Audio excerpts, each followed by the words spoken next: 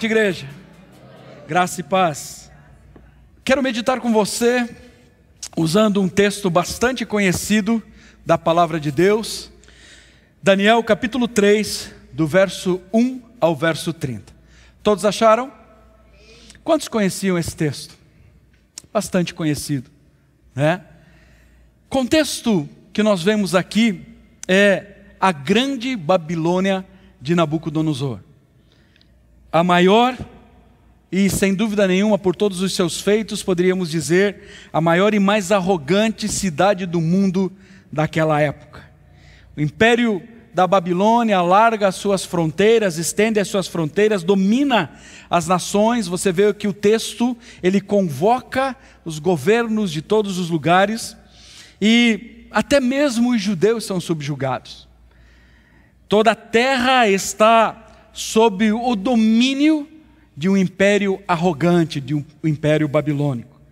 Nabucodonosor era um homem que nós podemos ver através do relato bíblico e em outros momentos da história, um homem que nós podemos dizer embriagado pelo poder, um homem tomado pelo poder, estava cego pela sua própria glória, e ele não se contenta apenas em ser um rei, e o maior rei da terra. Não se contenta apenas com isso. Agora ele quer ser adorado. Ele quer ser adorado. Ele quer ser um Deus. E por isso convoca todas as pessoas. Ele quer que os seus deuses sejam adorados, mas também ele seja adorado. Então, como diz o texto, ele edifica uma estátua de ouro de 27 metros, pensa no tamanho do negócio, né? E ordena que todos os seus súditos e todos que estão debaixo do Império Babilônico, e naquele momento, como eu disse para você, se estendia por toda a terra, ele ordena que todos adorem, que todos se prostrem. A vontade do rei, como nós vemos no texto, era lei absoluta. O rei disse, se cumpre. O rei disse, acontece. Ninguém podia recusar a atender, a obedecer às suas ordens. E dessa forma, nesse contexto, nós vemos esse texto das Sagradas Escrituras. Um homem mau, um homem truculento, um homem sanguinário. Mas é interessante que quando você lê e quando você vê ao longo da história da humanidade, você sempre vai ver poderosos, sempre vai ver tiranos, você vai sempre ver homens truculentos, sanguinários, mas é interessante que esses tiranos e esses poderosos, eles sempre encontram os seus limites em homens e mulheres fiéis a Deus. Eles não conseguem seguir adiante sempre que eles encontram na sua frente homens e mulheres tementes a Deus. É maravilhoso como a gente vê isso nas Sagradas Escrituras. E nesse texto, 3 homens hebreus agiram de uma forma destoante da maioria. A maioria está de pé e diante da ordem e diante dos instrumentos tocarem, se prostram, mas esses 3 homens não se prostram. Eles se recusam a pecar. Diga isso. Eles se recusam a pecar. Eles se recusam a pecar. Eles são ameaçados. São ameaçados. Destoam da multidão. São intransigentes. Muitas vezes, falta-nos isso. Corroboramos muito com as coisas do mundo. Passamos a coisas do mundo, uma cara de que não é bem assim, e acabamos permitindo certas coisas nas nossas vidas. Mas vemos aqui 3 homens que destoam da multidão. É importante nós lembrarmos que não eram apenas os 3 judeus naquele contexto. Os judeus eram um povo subjugado pelo Império Babilônico, então naquele lugar haviam muitos que se diziam, vamos dizer assim, da religião de Sadraque, Mesaque e Abednego, que se prostraram, que obedeceram a ordem do rei. Pastor, mas não é a ordem de uma autoridade? Não confunda as coisas. Nenhuma autoridade tem autoridade sobre a nossa vida se essa autoridade vai contra Deus. Não devemos submissão a quem vai contra Deus. Vai contra Deus e a sua palavra. Então, esses homens possuem uma verdade que é inegociável. Esses homens possuem princípios e valores que não negociam. Eles não negociam aquilo que Deus havia estabelecido para as suas vidas. Não tem negócio com eles, não vendem a consciência. Preferem a morte do que a infidelidade a Deus. Isso é forte. Isso é muito sério. Estão prontos a morrer, mas não a pecar. Estão prontos a caminhar para a morte, mas não a pecar. Eu quero, junto com você, pegue aí na sua Bíblia, no seu smartphone, o que você está usando. Eu quero pensar novamente alguns textos, alguns versículos. Alguém lê para mim o verso 12? Alto e bom som. Somente o verso 12. Quem disse isso? Todo o restante que estavam ali. As autoridades principais foram lá no rei e disseram, ó, tem uns caras aí que... Acusação. Você recebeu acusação sobre a sua vida nesse ano? Uma acusação, e nessa acusação eles estão falando sobre, olha que ingratos, olha que desrespeito, olha a atitude deles. Leia o verso 15, alguém? Só o 15. Agora, porém, quando vocês ouvirem o som da trombeta, do pífaro, da cítara, da harpa, do saltério, da flauta dupla e de toda espécie de música, se vocês se dispuserem a prostrar-se em terra e adorar a imagem que eu fiz, será melhor para vocês. Mas se não a adorarem, serão imediatamente atirados numa fornalha em chamas. E que Deus poderá livrá-los das minhas mãos? Uma nova oportunidade. Uma nova oportunidade. E, junto com ela, uma ameaça. Veja bem, talvez vocês não tenham ouvido direito quando os instrumentos tocaram. Talvez vocês não tenham entendido que isso é um decreto do rei. E vocês sabem que todo decreto do rei tem que obedecer. Às vezes, nós também, pessoas chegam até nós com considerações acerca dos posicionamentos que tomamos diante de Deus e diante das coisas. Sempre tem alguém para fazer consideração, sempre tem alguém para chegar e pontuar alguma coisa e trazer uma justificativa. Sempre tem alguém para dar uma nova chance de você rever a sua atitude, o seu posicionamento. Mas aqui junto nesse texto está uma ameaça: morte ou livramento.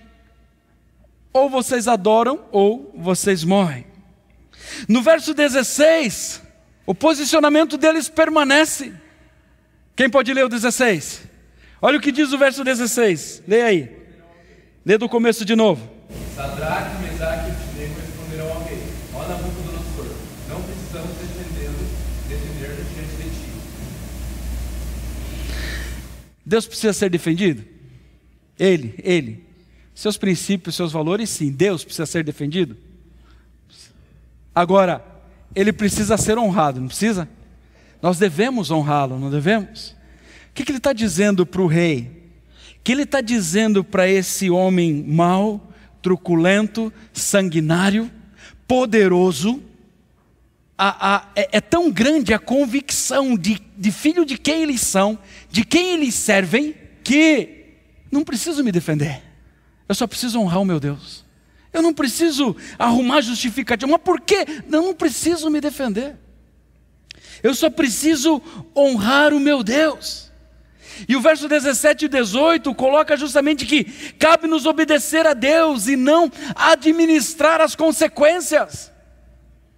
Obediência é o que Deus nos pede.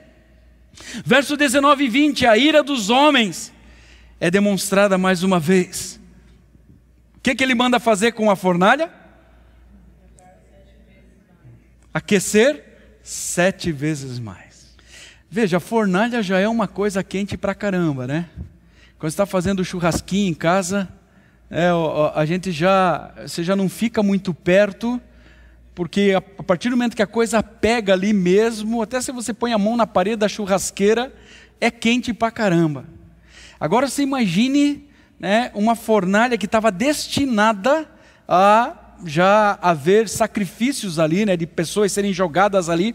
Então o tamanho era grande, o fogo já estava ardendo, sem dúvida nenhuma, muito e muito forte, mas não basta isso. Não basta. Aqueça 7 vezes mais.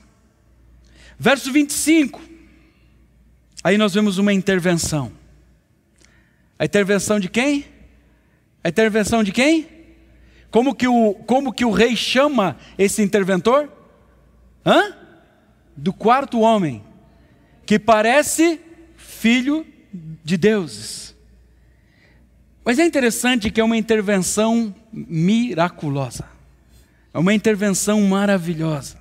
O fogo ao qual eles foram jogados atados é o mesmo fogo que agora os livra das ataduras das cordas, né? E o quarto homem é o homem que os livra do fogo. Sabe, queridos,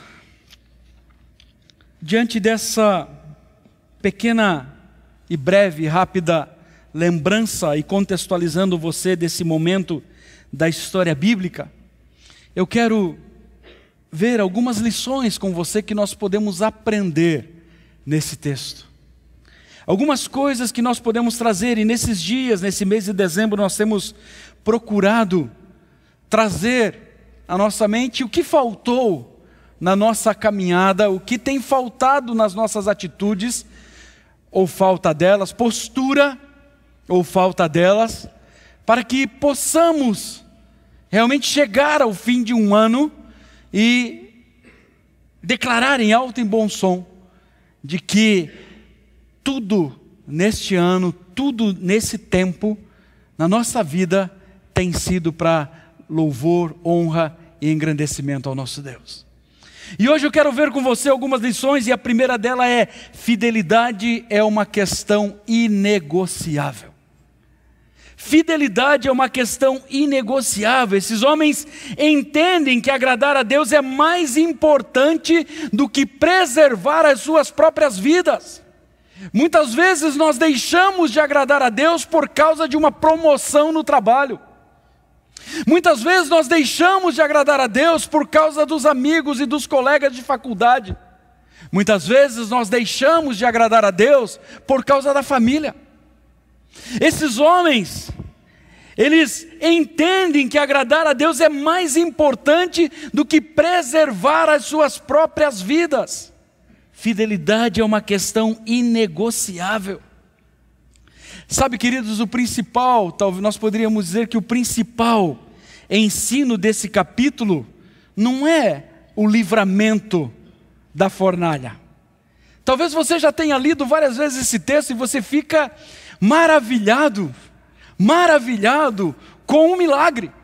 Maravilhado com a história de 3 homens que são lançados numa fornalha ardente, aquecida 7 vezes mais, e são milagrosamente, saem daquela fornalha sem, como diz o texto, sem cheiro de fogo.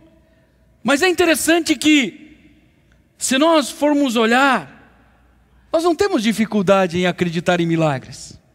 Aliás, temos vivido milagres, temos testemunhado acerca disso.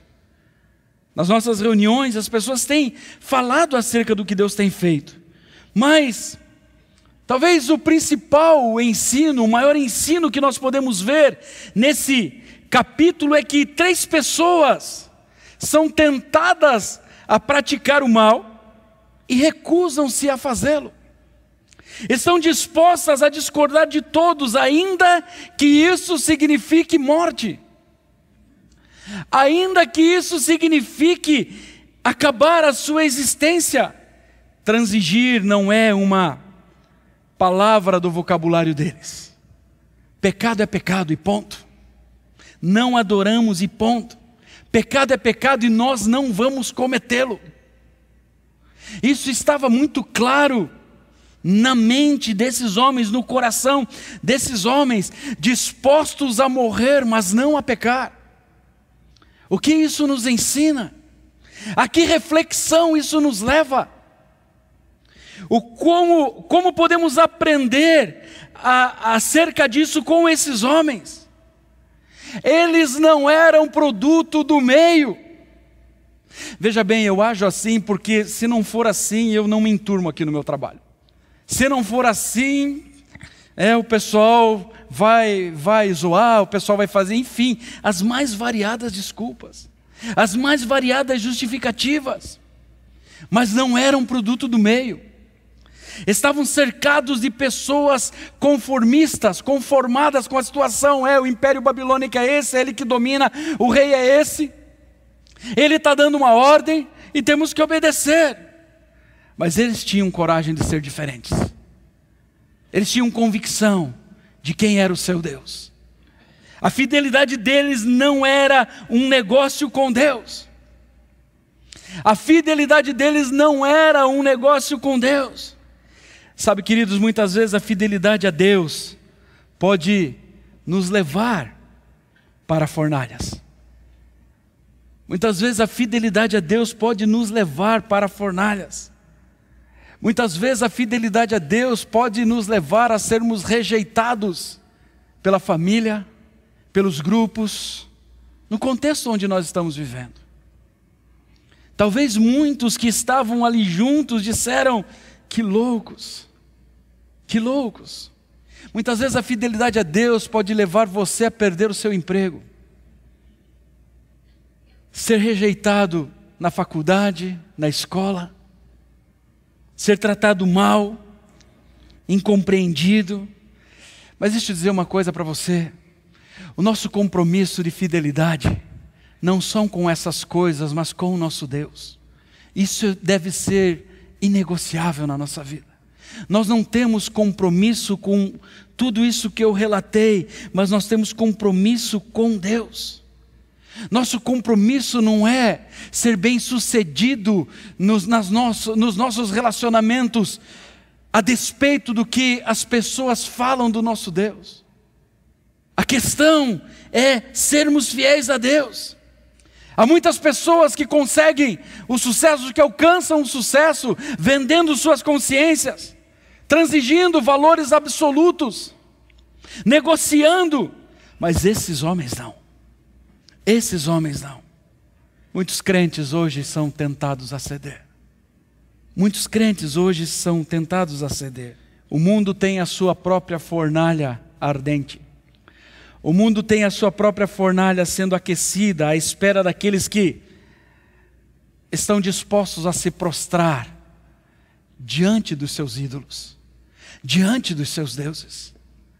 O mundo tem as suas fornalhas aquecidas, esperando por esses que um dia se declararam filhos de Deus, mas que estão dispostos a negociar porque não querem ser ridicularizados, não querem ser humilhados, desprezados, não querem ser chamados de retrógrados porque são fiéis a Deus, de fanáticos porque são fiéis a Deus. Para muitos crentes a pressão parece irresistível, mas fidelidade é uma questão inegociável. Você pode dizer isso? Fidelidade é uma questão inegociável. Segundo ponto, muitas vezes Deus não nos livra dos problemas, mas nos problemas. Entendeu?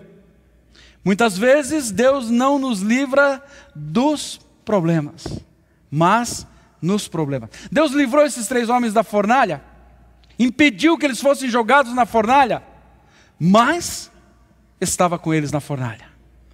Você está entendendo? Verso 21 e 25, até o 25 falam disso. Eles não foram livres da provação, mas preservados na provação. Muitas vezes nós confundimos um pouco as coisas no nosso relacionamento com Deus. Achamos que não vamos passar por circunstância nenhuma, por situação nenhuma, afinal de contas, somos filhos de Deus, né? E eu não sei onde as pessoas encontram essa verdade das suas vidas, porque bíblica ela não é, mas muitas vezes as pessoas vão por esse caminho. Nós vemos no texto que ele não impede que esses homens fossem atados, que eles fossem amarrados, que eles fossem lançados no fogo que iria destruí-los. Mas é interessante que o fogo que deveria destruí-los foi o fogo que os livrou das cordas, que arrebentou com as suas cordas, queimou as suas cordas. A palavra do Senhor diz, e nós sabemos que todas as coisas cooperam para o quê? Para o bem de quem? Para o bem de quem? Daqueles que amam a Deus. Você ama o Senhor? Não precisa responder. Você é fiel ao Senhor? Não precisa responder. O Senhor está acima de tudo e nada pode mudar os seus planos, amém? A palavra do Senhor diz isso. Nada pode mudar os planos de Deus. Mas nós vemos no texto que a inveja, o ódio dos acusadores, a ira, a arrogância do rei, as cordas colocadas nos seus braços e nos seus pés por seus algozes, as chamas de fogo, tudo isso conspirava contra o posicionamento daqueles 3 homens. E assim acontece na nossa vida. Assim acontece com coisas mínimas todos os dias, decisões que precisamos tomar, atitudes que devemos ter diante de circunstâncias. Tudo isso se apresenta, tudo isso se coloca diante de nós. Mas será que nesta hora nós lembramos que todas as coisas cooperam? Será que nessa hora o nosso pensamento é de que tudo está no controle, sob o controle de Deus? Eu não teria medo de afirmar que certamente a maioria das vezes nós não pensamos assim. Porque senão não nos deixaríamos ser tomados por essas situações. Nós queremos ter o controle das coisas. Nós queremos saber onde começa e onde termina. E se porventura pudermos saber como vai ser na caminhada, melhor ainda, porque nós precisamos ter o controle das coisas. Esses homens, eles tinham a convicção de que Deus iria livrá-los da fornalha? Pergunta. Não, e o próprio texto fala disso. Porque eles falam que Deus pode livrá-lo, mas ao mesmo tempo eles dizem que se Deus não livrá-los, vamos ser sinceros, a gente só confia no controle total se nós tivermos certeza de como vai ser o fim da história. A maioria das vezes é assim. Mas não é essa a atitude desses homens. Deixa eu dizer uma coisa para você, queridos. Vida cristã não é uma colônia de férias. Há um evangelho muito fácil sendo pregado aí fora. Há um evangelho muito simplista sendo pregado aí fora. Nós vivemos num mundo hostil. Somos atacados de todos os lados. De todos os lados. Muitas vezes Deus nos prova. Nos leva para o deserto, nos coloca na fornalha, nos purifica. Muitas vezes Deus não nos livra dos problemas, mas nos livra nos problemas. Porque tudo está no seu controle. Tem águas revoltas, Deus está conosco. O vento está soprando forte, Deus está conosco. Em toda a história é assim. Está no fogo, não arde, as chamas não nos tomam. Mas o texto não está dizendo que essas coisas não aconteceriam. Agora eu sirvo a Deus, agora eu aceitei a Jesus, né? Ou depois de um tempo de caminhada, pegamos a espreguiçadeira e agora é hora de relaxar. Agora é hora de descansar. Deus não livrou esses homens da ameaça, nem os impediu de cair na fornalha, mas os livrou na fornalha. Talvez a circunstância que você esteja passando, você já não está mais nem vendo a circunstância, porque você já está tão tomado por ela, tão envolvido com ela. Mas e por que você ainda não experimentou o livramento do Senhor? Porque as coisas estão no teu controle. Porque você está dando o tom para as coisas, você está dizendo como elas devem acontecer. E não é Deus que está no controle. Ser filho de Deus não é ser poupado de problemas.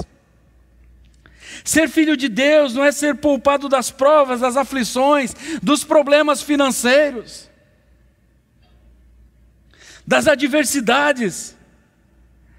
Mas ser filho de Deus é experimentar o livramento do Pai a despeito dos problemas, a despeito das circunstâncias, a despeito das situações. Eles foram jogados na fornalha, mas diz o texto, mas o quarto homem os livrou na fornalha. O fogo os libertou das amarras e o quarto homem os libertou do fogo. O próprio rei Nabucodonosor, no verso 15, e quem é o Deus que vos poderá livrar das minhas mãos?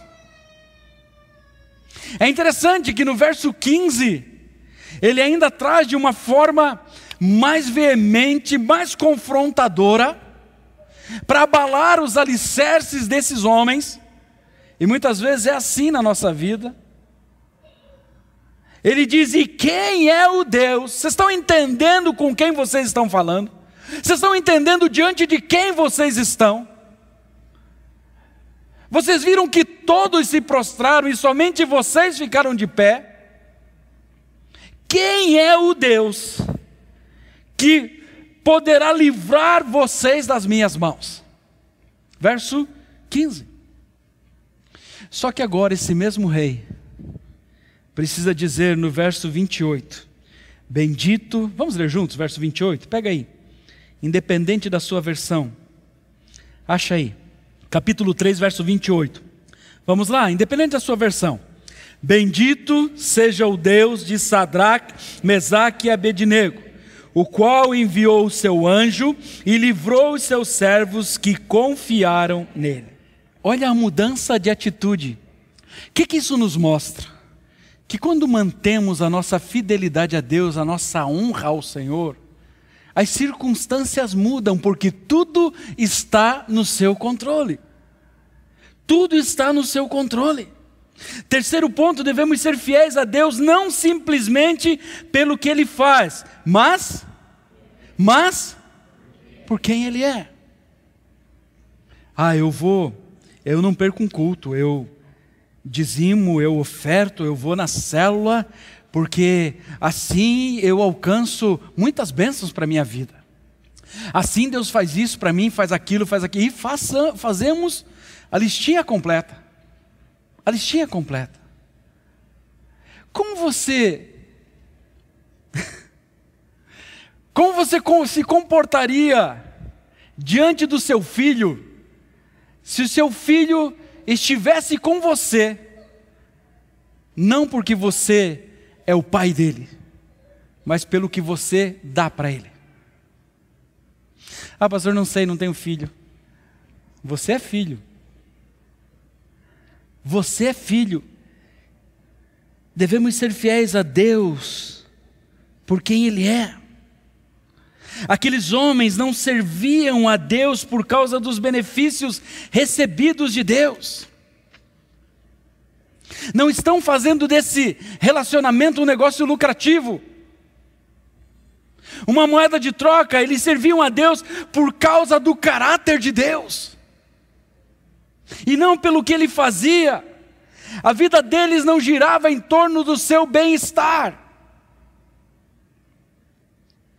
O grande objetivo da vida deles era honrar a Deus a despeito das adversidades, a despeito das circunstâncias adversas.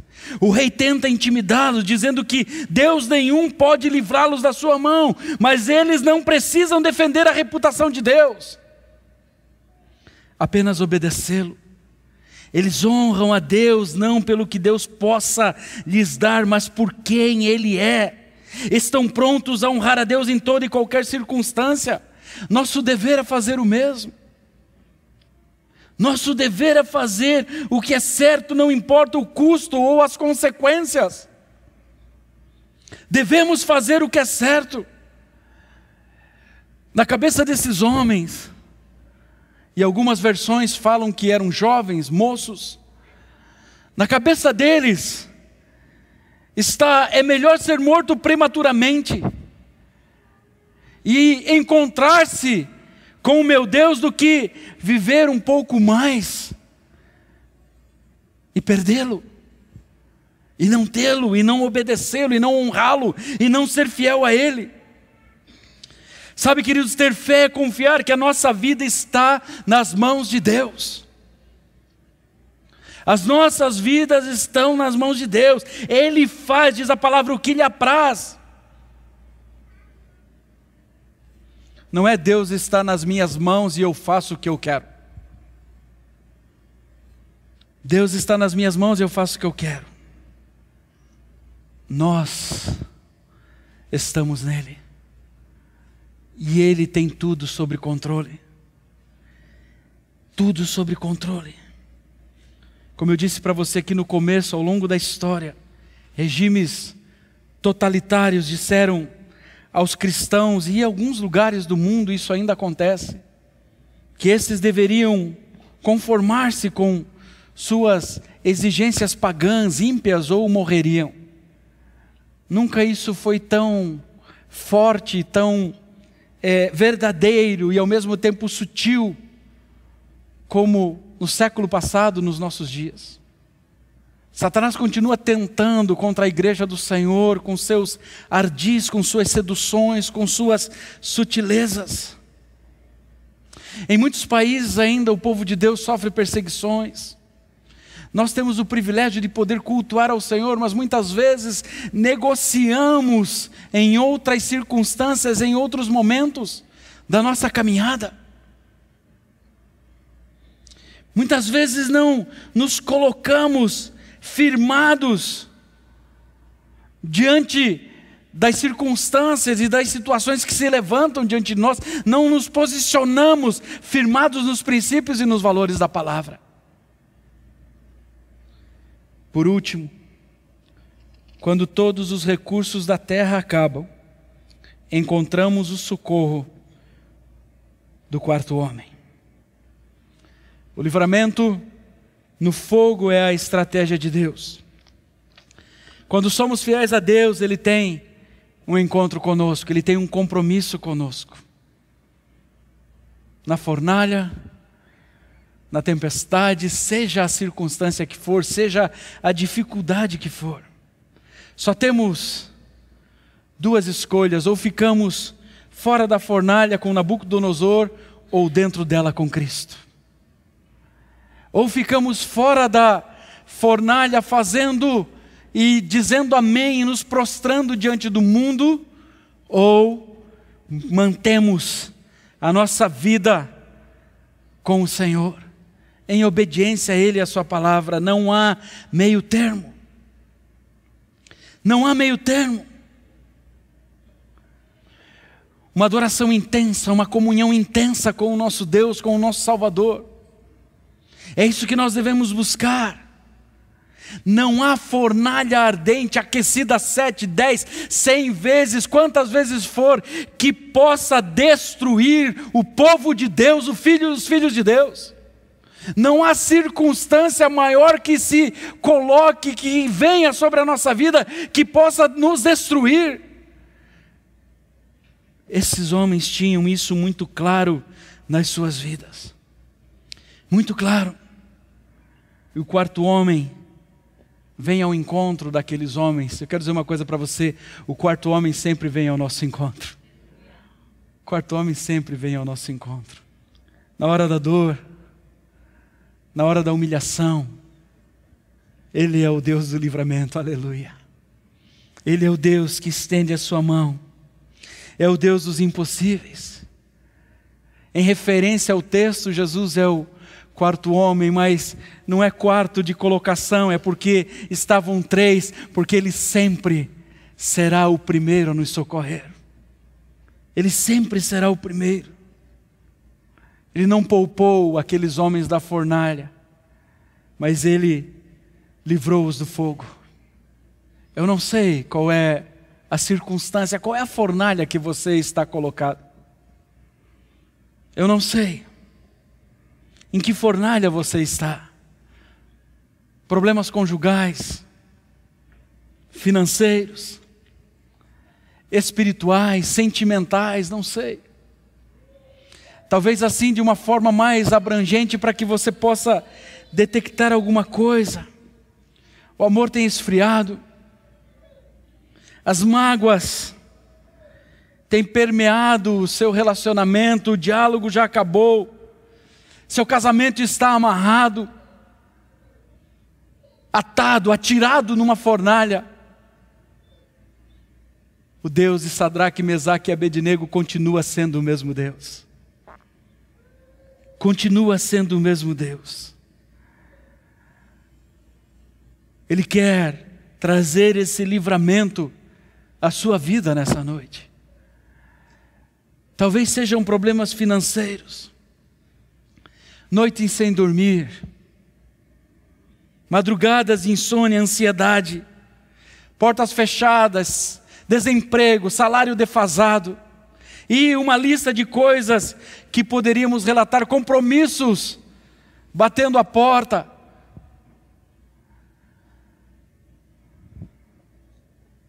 O quarto homem pode trazer livramento. Jesus pode trazer livramento.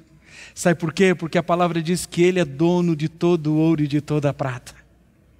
Ele é o nosso Deus. Há problemas espirituais, são problemas sentimentais, a sua vida devocional está doente, o seu relacionamento com Deus não é mais o mesmo, acabou a alegria da intimidade com Deus, você não tem mais força, cessou a oração, a devoção a Deus, a entrega diária, o tempo com Ele, a paixão pelos perdidos, não existe mais. O quarto homem quer incendiar o seu coração novamente. O quarto homem quer te trazer para esse relacionamento de novo. Problemas sentimentais, medo. Essa é uma época do ano onde as pessoas são tomadas pela ansiedade, pelo medo. Solidão, medo da solidão, de ser abandonado, de não ser aceito, de tropeçar, de naufragar. Jesus continua sendo o mesmo que livrou os discípulos da tempestade, que livrou Sadraque, Mesaque e Abednego da fornalha. Ele é o mesmo que pode te levantar também nas suas questões sentimentais. Ele é o mesmo que pode te livrar. E eu encerro lembrando você que muitos homens de Deus já estiveram na fornalha. Ô pastor, eu só conhecia a história de Sadraque, Mesaque e Abednego. Mas Abraão teve a sua fornalha.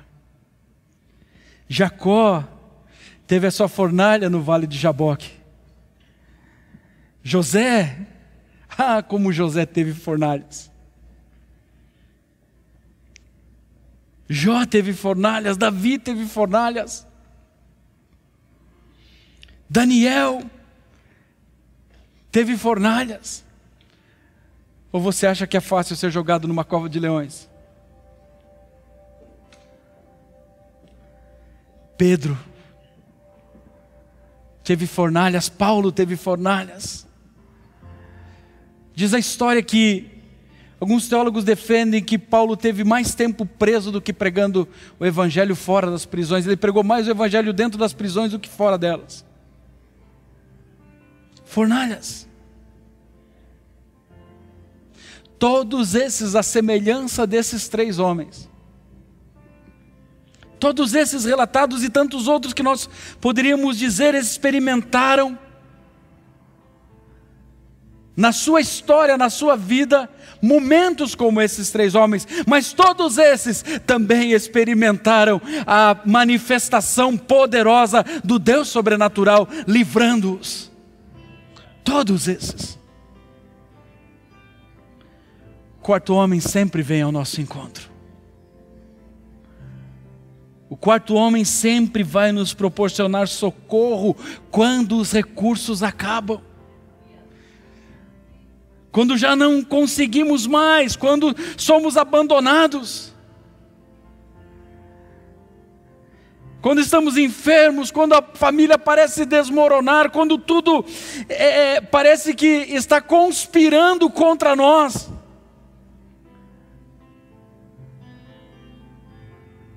Deus sempre virá e se manifestará de uma forma salvadora e abundante sobre as nossas vidas.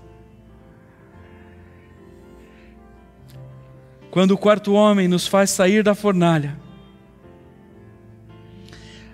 até os nossos inimigos reconhecem a majestade de Deus e dão glória ao seu nome. Verso 28. Você pode ler comigo? Agora vamos ler numa versão todos juntos. Coloque-se de pé, por favor. 1, 2, 3. Disse então Nabucodonosor: louvado seja o Deus de Sadraque, Mesaque e Abednego, que enviou o seu anjo e livrou os seus servos. Eles confiaram nele, desfrutaram a ordem do rei, preferindo abrir mão de suas vidas, a que prestar culto e adorar a outro Deus, que não fosse o próprio Deus. Daniel 3, 28. Quando o 4º homem nos faz sair da fornalha, quando o 4º homem nos faz sair da fornalha, todos, até os nossos inimigos, reconhecem quem é o nosso Deus. Quem é o nosso Deus? Mas não termina aí. E se você não prestou atenção, eu quero chamar a sua atenção agora para o verso 30. Que quando Deus nos tira da fornalha, Ele nos promove. Olha o que aconteceu. Então o rei fez o quê? Então o rei fez o quê? Sadraque, Mesaque e Abednego, a melhores posições na província da Babilônia. Espera aí, não era inimigo? Não é o cara que foi peitado? Não é o cara que foi desafiado? Deus foi reconhecido, Deus foi honrado, Deus foi louvado, Deus foi exaltado. E quando isso acontece através da nossa vida, Deus nos promove. Deus nos promove. Você está entendendo que não é na nossa força? Nós somos infiéis a Deus porque queremos as coisas no nosso controle.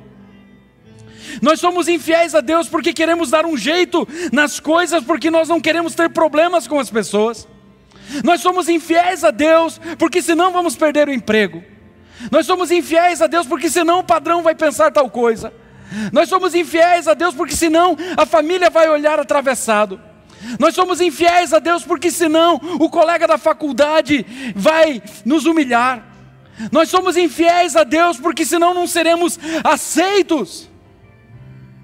Queremos controlar as coisas, queremos justificar as coisas, mas quem nos promove não são homens. Quem nos promove é o Deus Todo-Poderoso. Quem vem com poder e quem vem com livramento sobre a nossa vida é o nosso Deus. Não são homens, não são autoridades constituídas, mas é o Deus Todo-Poderoso, o Deus Criador de todas as coisas. Eu não sei qual é a sua fornalha. Eu não sei quais circunstâncias você tomou para você nesse ano, e tomou o controle de todas elas, e talvez você esteja chegando ao final de mais um ano carregando todas elas ou algumas delas. Mas de uma coisa eu sei: essa fornalha que você está, o quarto homem quer entrar e te livrar dela. O quarto homem quer trazer o livramento sobre a sua vida. Jesus quer trazer o livramento sobre a sua vida. E se você tem algo a colocar diante do Senhor nessa noite, saia do seu lugar, venha até aqui à frente. Se você quer dizer ao Senhor: Senhor, basta de fazer as coisas nas minhas forças, e enquanto você ouve essa música, saia do seu lugar e venha até aqui à frente, que nós queremos orar por você. Aleluia, louvado seja o Senhor.